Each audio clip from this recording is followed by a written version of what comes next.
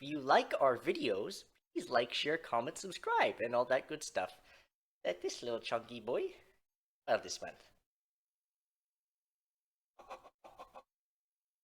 Oh, what a little fucking beautiful. Thank you, buddy. All right, ladies and welcome. If this is your first time on the channel, please like, share, comment stuff if you back from pack. Welcome back to myself and Jamie. Very much appreciate continued support. Now today we have episode 2 of Tales of the Empire, The Path to Anger. Another ELSBETH focused episode. It seems like they're doing all 3 ELSBETH episodes in a row and all Eris episodes in a row. Unlike the Tales of the Jedi one where they went Ahsoka, Dooku, Ahsoka. Kind of thing. So it's interesting how they switched up this time and just kind of grouped them together this time around. But not too much to say to open this one, except for the last episode was pretty great. I did very much enjoy Grievous. Grievous was pretty badass. And it's interesting to see a bit more of the Night Sister culture and a bit more of Dathomir and tying it back to the Fallen Order games and stuff. So, with that all being said, I'm just going to hop right into it, and let's see what we got in episode 2. I think Thrawn's supposed to be in this one, so I'm very interested to see what happens, and it'll be great to hear Lars again. So, yeah, 3, 2, 1, let us begin.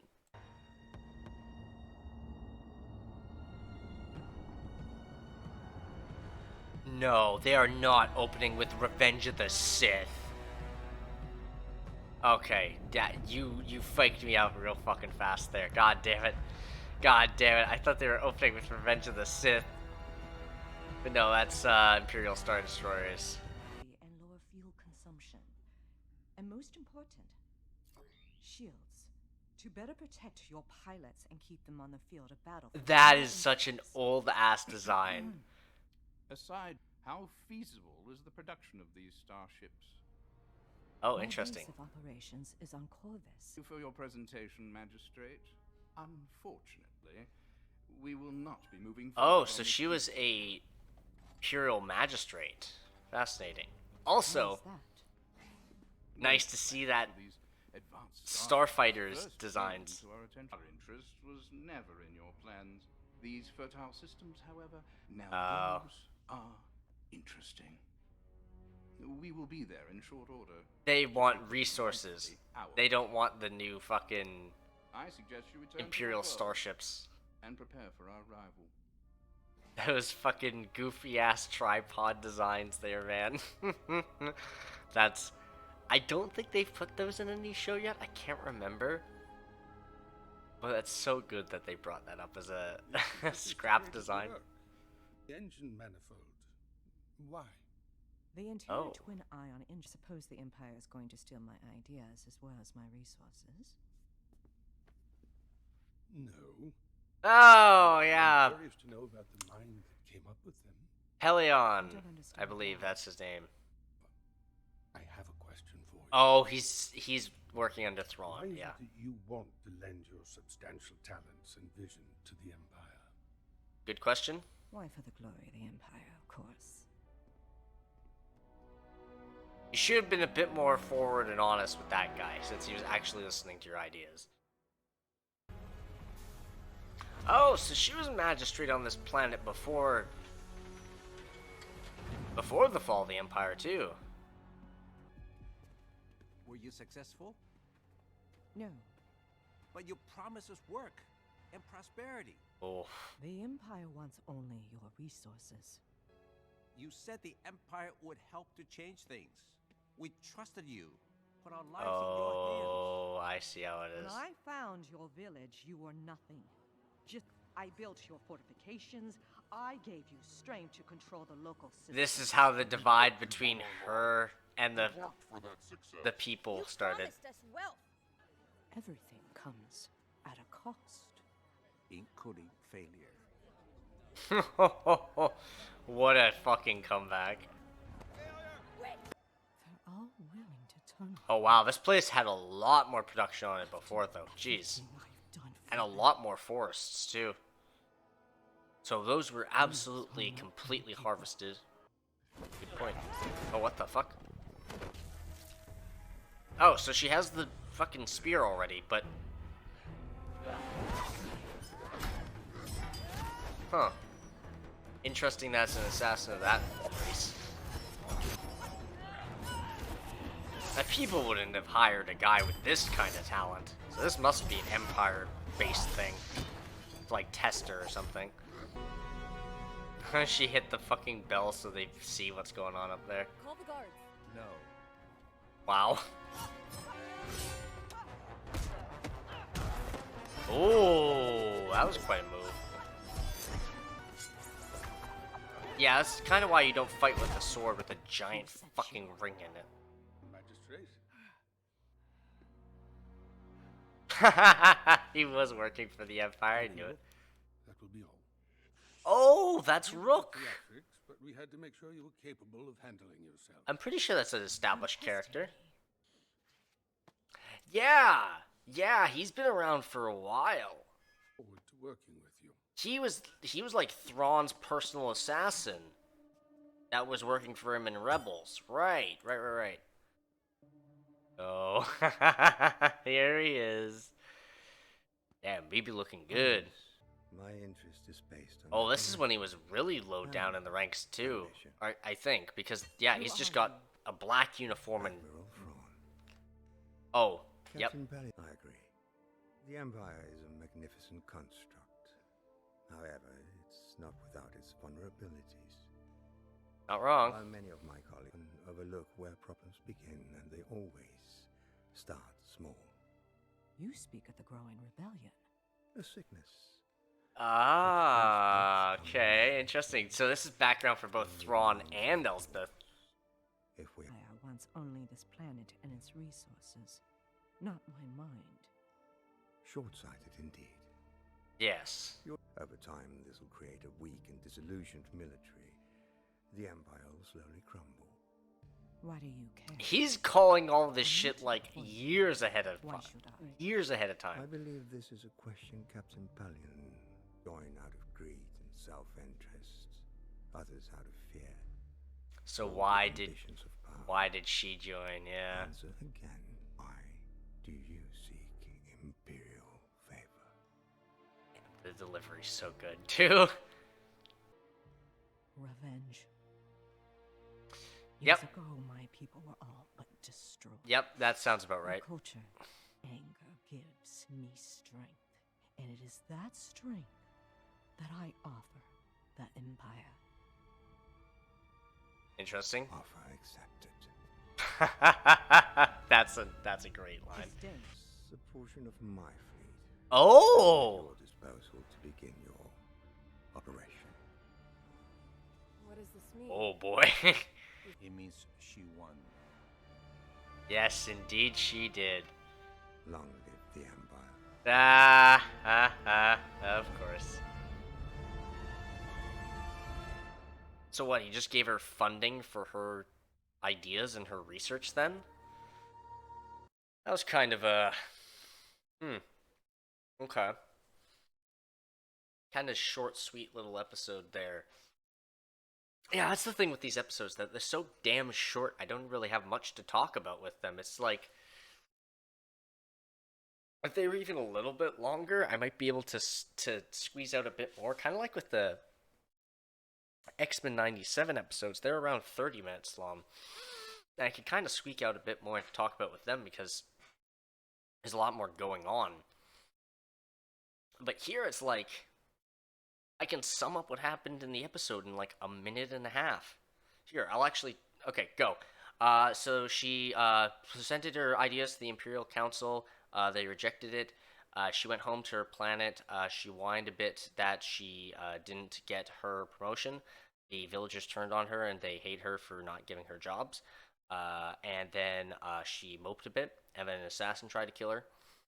And the assassin failed, just barely, because she pulled out a special move.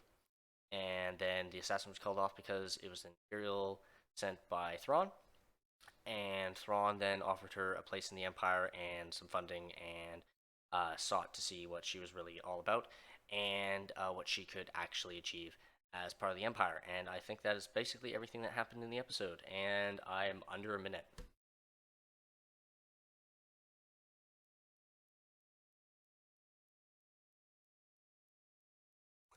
Wow. Wow. Uh okay. That pretty much succinctly summed it up. Some cool little things. The TIE fighter thing. I forget the specific name of that. That's pretty fun to see a reference to there. That's pretty cool. I do like that. There was a Lego set of that at one point that I had seen as a kid. Thought it was pretty goofy. Always remembered that because it looked so weird. Uh, and I do like how the Imperial Council was kind of making fun of it. Even Thrawn's like, yes, it had merit, but it was impractical. The fake out with the Coruscant episode 3 thing was very clever, like that. Thrawn's inner circle getting involved here with Pelion and Rook and Thrawn himself. When he's just an admiral, so this is like real early on in the Empire before he even got his status as a Grand Admiral. Wow, I just fumbled my words real bad there. Grand Admiral, jeez. And got his like white suit and his like multiple designations there on his little ribbon, which all he's got is blue right now.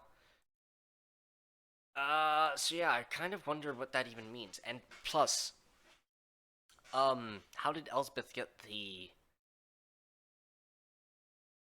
Beskar spear?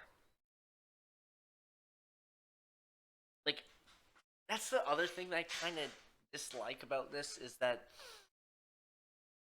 you leave these big, massive portions of time completely unexplored, and then you don't give answers to certain things. Which, for most things, yeah, it's not really a big deal. Like, why did this person's outfit change? Some people will be like, well, you gotta have an episode to explain why the outfit changed, why they're actually wearing this now instead of this. No, you don't. No, you fucking don't. They just change their clothes because they're on the run or something, or just change their clothes because they felt like changing their clothes that day. You changed their clothes, I changed my clothes. Like, that's silly. But if we're talking about going from one iconic weapon to another iconic weapon, or not even iconic, but just like a very distinct weapon, because it's the weapon that her mother used, the little hooks, right? And you'd think that she would have carried those forward, right, and just continued using those, but no, she instead dropped them and got the Beskar spear instead. Why? Furthermore, where did a Beskar spear come from? How was this created? Because Beskar is not easy to come by, especially outside of the Mandalorians. Like, is not easy to come by. Sure, the Empire had a ton of it because they had like little bricks of it that had like Imperial marks in the Mandalorian stuff, but you're telling me that the Empire just on a whim melted down a valuable metal resource to make a spear for a magistrate on some world that has valuable resources who they dismissed in that like where did it come from? Why does she have it? How did she come to lead this fucking village of people and be its magistrate? Like, there's a lot of stuff that they're not filling in here. I'm not sure if it's intentionally or if it's just because they wanted to completely skip over that whole portion of her life. It's a little odd. It's a little bit odd. And it kind of happened a little bit with the... Actually, no, I wouldn't even say it happened at all with the Tales of the Jedi one, because at least with the Tales of the Jedi, you're like, okay, young Dooku and young Qui-Gon, they go out, they do some fuckery, cool. Time jump a few years, you don't need as much exposition between there, because there's not a lot that you need to explain. Because next time you see him, he's on a mission with Mace Windu, and then you just expand more on his character. That's cool. But here, you've skipped over so much time, and you've not explained any of it at all. Like, reminder from last episode, the Massacre of the Night Sisters happened at the end of Season 4. The end of Season 4. That's not very many years. That's not, even for it not being that very many years, there's a lot that happens in that time period. Like, a couple more seasons, a hiatus, and then the final season, which brings it up to the end of Revenge of the Sith. There's a lot that goes on there. And you completely skip over all of that to the point where it's after that, in the height of the Empire, and she's already in a position of power and has all these iconic items without explaining it. It seems odd, that's all. Unless it's addressed in a book or something somewhere, which is weird if they do. But, again, I feel like they could have addressed it a little more in this episode. That being said, it was still pretty good. There's still some cool stuff in it. The choreography was cool and everything, but it just felt like a little odd. Like, why not do the story of her getting the spear or something? Or, like, becoming the magistrate of this town? Or there's a few different ways that this could have been taken. Though, again, I guess that being said, you have a lot of her lifespan that's completely just not filled in at all, because the Mandalorian and Ahsoka didn't do any work at establishing any concrete features of her backstory at all, except for the fact that she was Night Sister and is working with the Remnant Empire.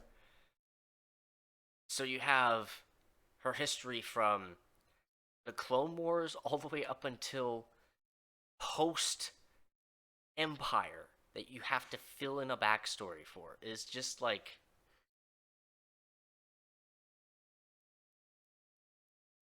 I get it. But out of all the stories that you could have told in the second episode,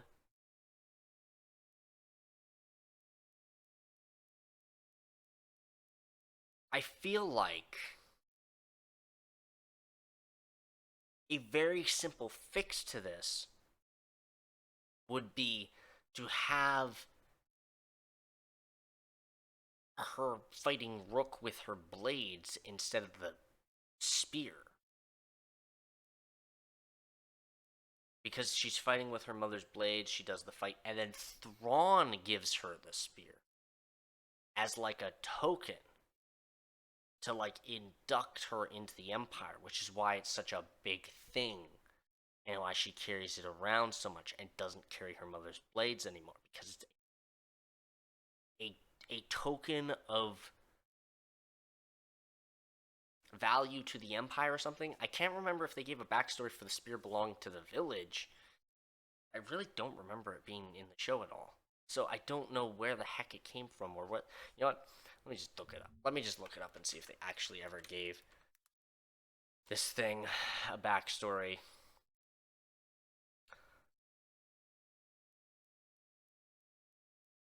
Okay. Well, that's pretty.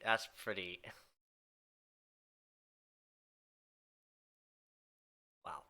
A Beskar spear was wielded by Magistrate Morgan Elsbeth on Corvus during the New Republic era.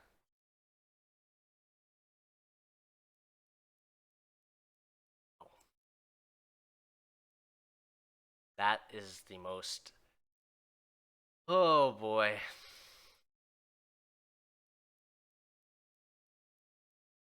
So there really is no. There's literally no backstory to it. There's absolutely no backstory. It's just a thing that exists. It's just speculation as to who Spear. Wow.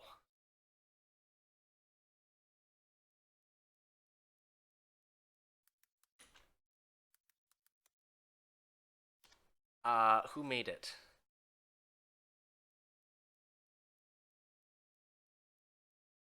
Basically, everyone's saying that it was an Imperial creation, which makes sense. But why the hell would Morgan Elsbeth have possession of it? If she was just a magistrate